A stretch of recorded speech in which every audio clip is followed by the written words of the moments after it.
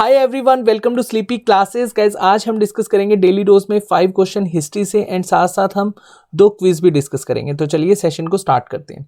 First question है, arrange the following in correct chronological order of their statement. First one is Nehru report, second one is Jinnah's 14 point and third one is Delhi proposal of the Muslim League. बहुत ही easy question है। पहले इस question को खुद से attempt कीजिए, then इस क्वेश्चन को हम अच्छे से डिस्कस करेंगे। चलिए, होपफुली अभी तक आपने इसका करेक्ट आंसर मार्क किया होगा। देखिएगा, ऐसा Delhi proposal of the Muslim league हमें कब देखने को मिला? 1927 दिसंबर। ठीक है। उसके बाद नेहरू रिपोर्ट 1928 अगस्त। ठीक है जी।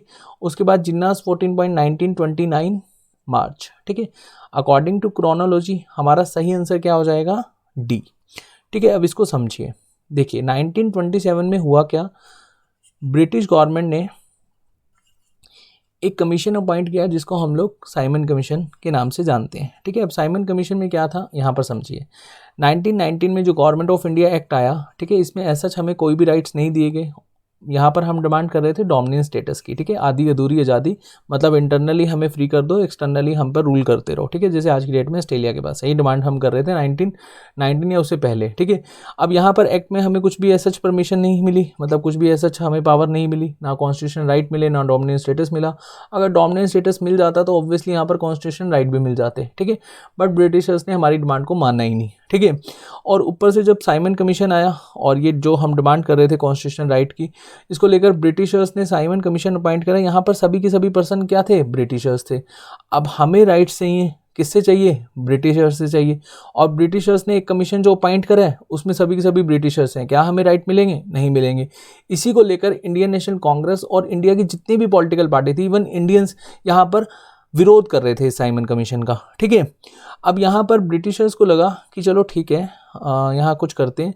तो इंडियन नेशनल कांग्रेस ने ब्रिटिशर्स से रिक्वेस्ट करी कि भाई ऐसा है, ये कमीशन को आप रिजेक्ट करो और हमें पावर दो। ठीक है। हम अपना कॉन्स्टिट्यूशन लिखेंगे। तो ब्रिटिश के उस टाइम सेक्रेटरी ऑफ स्टेट होते थे ब्रिंकन हेड। ठीक है। ऐसे समझो, ब्रिंकन हेड उस टाइम मैं यहाँ पर लिख देता हूँ, ये नाम याद रखना इंपॉर्टेंट है। आपका जो EPFO एग्जाम है उसमें मॉडर्न हिस्ट्री आना है, उसमें आपको नेम भी याद रखने पड़ेंगे। ठीक है। ब्रिंकन हेड ने कहा, जो सेक्रेटरी ऑफ स्टेट थे, are Indians capable of creating their own constitution? क्या इंडियन कॉन्स्टिट्यूशन लिख सकते हैं अपना? अगर लिख सकते हैं तो वो कॉन्स्टिट्यूशन लिख कर लेकर आए और जितनी भी पॉलिटिकल पार्टीज हैं इंडिया में, ठीक है, उनसे वो एक तरह से एक्सेप्टेंस, मतलब वो ये इस कॉन्स्टिट्यूशन को अगर एक्सेप्ट कर लेते हैं तो हम आपकी डिमांड को मान लेंगे। ठीक है। तो इंडियन नेशनल कांग्रेस ने 1927 का जो सेशन था, ठीक है, इस सेशन को भी याद रखना, ये मद्रास में हुआ था और इस सेशन के हेड थे मुख्तार अहमद अंसारी। ठीक है जी। अब जो मुख्तार अहमद अंसारी थे, उन्होंने यहाँ पर मतलब जो इंडियन नेशनल कांग्रेस के उस टाइम हेड थे, उन्होंने यहाँ पर 2 पॉइंट्स बोले। मतलब आप ऐसे समझो, मद्रास का जो ये सेशन था इसमें अपने 2 ही पॉइंट याद रखने हैं। फर्स्ट पॉइंट क्या था कि जो साइमन कमीशन है इसको हमने बायकॉट करना है। ठीक है। इसका विरोध करना है बढ़ चढ़कर, go back Simon, go back Simon. ठीक है। सेकंड पॉइंट क्या था कि आल पार्टी कॉन्फ्रेंस कमेटी बनाएंगे, क्योंकि यहाँ पर ब्रिंकन हेड ने क्या कहा है कि अगर आप अपना कॉन्स्टिट्यूशन बनाएंगे तो सभी की सभी पार्टीज की एक्सेप्टेंस जरूरी है। तो यहाँ पर हम क्या बनाएंगे? आल पार्टी कॉन्फ्रेंस कमेटी, और इस कमेटी के हेड होंगे मोतीलाल नेहरू जी। ठीक है। तो इन शॉर्ट मोतीलाल नेहरू जी को यहाँ पर कहा गया कि आप एक कॉन्स्टिट्यूशनल ड्राफ्ट कीजिए। ठीक है। अब मोतीलाल नेहरू जी ने कॉन्स्टिट्यूशन ड्राफ्ट किया और यहाँ पर जो मुस्लिम लीग की जो शर्तें थी, या ऐसे को जो रिक्वेस्ट थी, प्रपोजल था, उसी को हम लोग क्या कहते हैं? Delhi proposal of the Muslim league. ठीक है। दिसंबर में दिल्ली में मुस्लिम लीग कि यहाँ पर एक क्या कहते हैं, सेशन हुआ। इसमें इन्होंने डिसाइड किया, इन्होंने 4 प्रपोजल दिए। ठीक है। 4 प्रपोजल क्या थे अभी हम समझेंगे, यहाँ पर वापस आते हैं। ठीक है। अब देखो 1927 में जब ये हुआ और उसके बाद मोतीलाल नेहरू जी ने अगस्त में नेहरू रिपोर्ट सबमिट करी, और इसमें मेनली क्या था, नेहरू रिपोर्ट में डोमिनेंस स्टेटस की डिमांड करी गई थी। ठीक है। अब डोमिनेंस स्टेटस के खिलाफ कौन थे? जिन्ना भी थे, जवाहरलाल नेहरू भी थे, सुभाष चंद्र बोस भी थे। इवन जवाहरलाल नेहरू एंड सुभाष चंद्र बोस ने यहाँ पर इंडिपेंडेंस ऑफ इंडियन लीग भी बना दी। ठीक है। अलग से कि हमें नहीं चाहिए डोमिनेंस स्टेटस, हमें तो पूर्ण आज़ादी चाहिए। ठीक है। तो यहाँ पर इन दोनों ने मिलकर क्या बनाया था? Independence of Indian league. ठीक है। ऐसे याद रखना, इंडिपेंडेंस ऑफ इंडियन लीग। ठीक है जी। अब चलिए हम दिल्ली प्रपोजल को अच्छे से समझते हैं। ठीक है।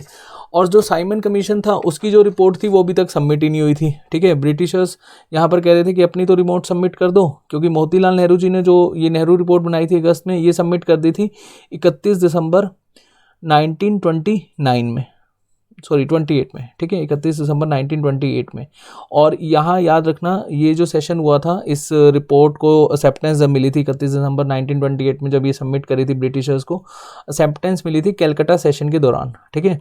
कैलकाटा सेशन 1928 में हुआ था कांग्रेस का, और इस सेशन में मोतीलाल नेहरू जी ही क्या थे, हेड थे, ठीक है। ये इजी आपको याद रखना, ठीक है। और इंडियन नेशनल कांग्रेस ने अल्टीमेटम भी दिया था ब्रिटिश गवर्नमेंट को कि अगर आपने हमारी जो प्रपोजल है या जो हमारा कॉन्स्टिट्यूशनल ड्राफ्ट है इसको नहीं माना तो हम क्या लॉन्च कर देंगे, सिविल डिसओबीडिएंट मूवमेंट, ठीक है, CDM, ठीक है जी। अब चलिए यहाँ पर हम डिस्कस करते हैं कि मुस्लिम लीग का जो दिल्ली प्रपोजल था उसमें क्या क्या पॉइंट रखे गए थे। 4 ही पॉइंट थे, बहुत ईजी है याद रखना। एक तो था जॉइंट इलेक्टोरेट, ठीक है, मतलब जो सेपरेट इलेक्टोरेट वाला कंसेप्ट है इसको आप ऐसे समझ लो, सेपरेट इलेक्टोरेट, ठीक है। सेकेंड पॉइंट यहाँ पर समझो कि जो मुस्लिम सीट्स हैं वो रिजर्व रखी जाएंगी। जब डोमिनेंट स्टेटस मिल जाएगा तो सेंट्रल लेजिस्लेटिव असेंबली में हमारी 1/3 सीट्स को रिजर्व रखा जाएगा, ठीक है। थर्ड पॉइंट क्या था मुस्लिम लीग का दिल्ली प्रपोजल में, जो बंगाल और पंजाब वाला पार्ट है, जो आज का पंजाब पाकिस्तान पंजाब है, लाहौर वाला पार्ट और बंगाल वाला पार्ट, यहाँ पर मुस्लिम मेजोरिटी है तो मुस्लिम्स ही रिप्रेजेंट करेंगे, ठीक है। और फोर्थ पॉइंट क्या था कि जो 3 एरियाज़ हैं जहाँ पर मुस्लिम मेजोरिटी ज़्यादा रहती है, जैसे सिंध है, बलूचिस्तान है और NWFP है, ठीक है, नॉर्थ एंड वेस्टर्न फ्रंटल, ये जो आप ऐसे समझ लो पाकिस्तान वाला रीजन है, ठीक है। यहाँ पर भी एक तरह से न्यू प्रोविंस बनेंगे और यहाँ पर रेजिडरी पावर दी जाएगी। रेजिडरी पावर बोले तो मतलब प्रोविंस के पास पावर रहेगी, ठीक है। ये 4 पॉइंट रखे गए, लेकिन मोतीलाल नेहरू जी ने यहाँ पर अपने ड्राफ्ट में जॉइंट इलेक्टोरेट की डिमांड मान ली थी, ठीक है। उसके बाद यहाँ पर जो मुस्लिम डिमांड कर रहे थे सेंट्रल लेजिस्लेटिव असेंबली में 1/3 की जगह 1/4 सीट इनकी रिजर्व रख दी गई थी, ठीक है। उसके बाद रेजिडरी पावर के लिए यहाँ पर मना कर दिया था मोतीलाल नेहरू जी ने, लेकिन फिर भी यहाँ पर मुस्लिम लीग एग्री हो जाती है। लेकिन मुस्लिम लीग में एक पर्सन थे जिनका नाम था जिन्ना, ठीक है।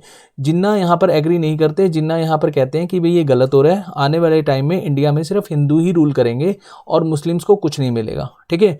और इन्होंने यहाँ पर क्या कहा कि हम नहीं मानते, ठीक है, हमें क्या चाहिए, 1/3 सीट रिजर्व चाहिए, रेजिडरी पावर चाहिए, मतलब प्रोविंस के पास अपनी पावर हो, सेपरेट इलेक्टोरेट हमें पूर्ण रूप से मिले, ठीक है। और भी बहुत कुछ था 14 पॉइंट्स में, हम अच्छे से डिस्कस करेंगे एक स्पेशल क्वेश्चन में, ठीक है। अभी के लिए इस क्वेश्चन में आप इतना ही समझिए और एक्स्ट्रा इन्फॉर्मेशन यहाँ पर लिखी हुई है, इसको ऐड ऑन करना, बहुत अच्छे से आपका ये क्वेश्चन क्लियर हो जाएगा, ठीक है।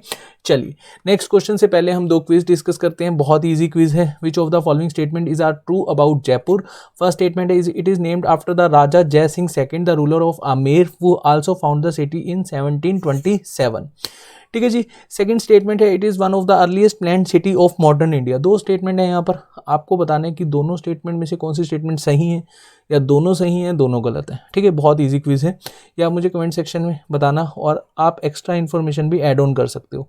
इसका जो सही आंसर है और एक्स्ट्रा इन्फॉर्मेशन है ये आपको कल PDF जब अपलोड होगी टेलीग्राम चैनल पर वहाँ पर देखने को मिल जाएगा, ठीक है। चलिए सेकंड क्विज है pick the correct statement about Qutub Minar, ठीक है। कुतुब मीनार किसके नाम पर बना था, कुतुबुद्दीन बख्तियार काकी, ठीक है। इनको बेसिकली इन्हीं के नाम पर ये कुतुब मीनार बनाया गया था, ठीक है। चलिए अभी स्टेटमेंट हम एक बार देख लेते हैं। फर्स्ट स्टेटमेंट है it was built primary by Iltutmish. Second है it is last 2 floors were added by the Firoz Shah Tughlaq.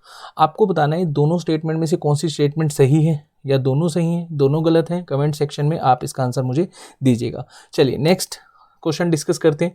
Which of the following Gupta empire is represented is coin as playing the veena, ठीक है। वीणा डेफिनेटली आप समझते होंगे कौन सा इंस्ट्रूमेंट है। सरस्वती माता जी की फ़ोटो आपने डेफिनेटली देखी होगी। जो इंस्ट्रूमेंट उनके हैंड में होता है उसी को बेसिकली हम लोग क्या कहते हैं, वीणा कहते हैं, ठीक है। तो गुप्ता एम्पायर आपको बताना है कि ऐसे कौन से एम्पायर थे जो जिनके कॉइन में उनकी पिक थी और वो वीणा बजाते हुए उस पिक में देखे गए हैं, ठीक है।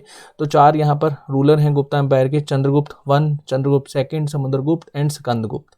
बहुत इजी क्वेश्चन है, पहले इस क्वेश्चन को खुद से अटेम्प्ट कीजिए, देन मैं इस क्वेश्चन को आपको बताऊंगा इसका करेक्ट आंसर क्या है और एक्स्ट्रा इन्फॉर्मेशन भी डिस्कस करेंगे। चलिए इस क्वेश्चन का सही आंसर है समुद्रगुप्त। देखिए समुद्रगुप्त को कविराज की उपाधि भी थी और ऐसे समझिए कि गुप्ता एम्पायर में जो सबसे ज़्यादा जेनिथ पे गया, क्योंकि सबसे पहले रूलर हुए श्रीगुप्त, देन घटोत्कच, देन उसके बाद हुए चंद्रगुप्त फर्स्ट, ठीक है। और इन्होंने तो मैट्रिमोनियल अलायंस करके ही अपना अंपायर एक्सपेंड किया था, ठीक है। उसके बाद हुए थे समुद्रगुप्त, जैसा नाम वैसा काम, ठीक है। मतलब इनके टाइम में बहुत ज़्यादा जेनिथ पे गया था अंपायर, ठीक है। और उसके बाद चंद्रगुप्त सेकंड, जिनको विक्रमादित्य भी हम लोग कहते हैं, ठीक है। देन स्कंदगुप्त, और लास्ट रूलर थे विष्णुगुप्त, ठीक है। बीच में कुमारगुप्त भी हुए, बहुत सारे रूलर थे गुप्ता अंपायर के, ठीक है। तो समुद्रगुप्त बहुत ही एक ताकतवर रूलर थे, ठीक है। अच्छा चलिए, इनसे एक क्वेश्चन है मेरा, आप कमेंट सेक्शन में आंसर दीजिएगा। इनको इंडियन नेपोलियन किसने कहा है, ठीक है। बहुत ईजी क्वेश्चन है, इंडियन नेपोलियन इनको किसने कहा है, ये क्वेश्चन मुझे आप कमेंट सेक्शन में बताइएगा, ठीक है। चलिए नेक्स्ट क्वेश्चन है, which of the following is are correct about the charter act 1813, ठीक है। 1813 में के अकॉर्डिंगली आपको बताना है कौन सी स्टेटमेंट यहाँ पर सही है। फर्स्ट स्टेटमेंट है, it completely abolish the monopoly of East India company in trade with India. Second है, it completely abolish the monopoly of East India company in trade with China, ठीक है। दोनों स्टेटमेंट ध्यान से देखिए और बताइए इसमें से कौन सी स्टेटमेंट सही है, कौन सी स्टेटमेंट गलत है, या दोनों सही है दोनों गलत है। चलिए होपफुली आपने इसका सही आंसर दिया होगा। इसका सही आंसर है डी, दोनों ही स्टेटमेंट यहाँ पर आपकी गलत हैं। अब ध्यान से समझिए, देखिए 1813 में क्या हुआ, चार्टर एक्ट वैसे 20-20 साल के बाद आता था। पहले आया था 1793 में, देन 1813 में, देन 1833 में, देन 1853 में, ठीक है। अब 1813 का जो चार्टर एक्ट था, इसमें हुआ क्या, ब्रिटिश ईस्ट इंडिया कंपनी को जो पावर दी गई थी ब्रिटेन की गवर्नमेंट ने, ठीक है, वो पावर बेसिकली इनसे ले ली, ठीक है। पूरी नहीं ली थी, अभी यहाँ पर समझिए। देखिए 1600 के आसपास ब्रिटेन के जो क्वीन थी, जिनका नाम था एलिजाबेथ, उन्होंने ब्रिटेन के एक कंपनी थी ब्रिटिश ईस्ट इंडिया कंपनी, इनको पावर दी कि आप जाइए इंडिया में जाके ट्रेड कीजिए। लगभग इनके पास 200 साल या 200 प्लस साल की एक मोनोपोली थी कि यही इंडिया में ट्रेड कर सकते हैं, ठीक है। अब हुआ क्या, 1740 के आसपास ब्रिटेन में इंडस्ट्रियल रेवोल्यूशन आया, और इंडस्ट्रियल रेवोल्यूशन आने के बाद 1810 के आसपास Britain was a leading industrial nation in the world, ठीक है। अब पूरे वर्ल्ड में इंडस्ट्रियल रेवोल्यूशन के बाद ब्रिटेन बहुत ही पावरफुल लीड कर रहा था इंडस्ट्रियल रेवोल्यूशन में। और इन्हीं दिनों क्या हुआ, यूरोप में एक पर्सन थे जो अपनी पावर को एक्सपेंड कर रहे थे, और इनका नाम था नेपोलियन, ठीक है। अब नेपोलियन ने क्या करा, डायरेक्टली ब्रिटेन से तो ये लड़ नहीं सकते थे, ठीक है। तो इन्होंने ब्रिटेन को इनडायरेक्टली वे में हार्म करना शुरू कर दिया, मतलब इकोनॉमिकली इनको हार्म करना शुरू कर दिया। जो इनका एक इंडस्ट्रियल रेवोल्यूशन के दौरान यहाँ पर बहुत ज़्यादा इंडस्ट्री देखने को मिली और ट्रेड चलता था यूरोपियन कंट्रीज़ के साथ, वो इन्होंने ब्लॉक कर दिया, ठीक है। अब यहाँ पर नेपोलियन ने एक ऑर्डर पास करा जिसको हम कॉन्टिनेंटल ब्लॉक कहते हैं। उस ऑर्डर में क्या था कि ब्रिटेन की जो कंपनीज हैं वो अदर यूरोपियन नेशन के साथ ट्रेड नहीं कर सकती, ठीक है, जिससे बहुत ज़्यादा ब्रिटेन को लॉस हुआ। और जो मर्चेंट्स थे उन्होंने ब्रिटेन की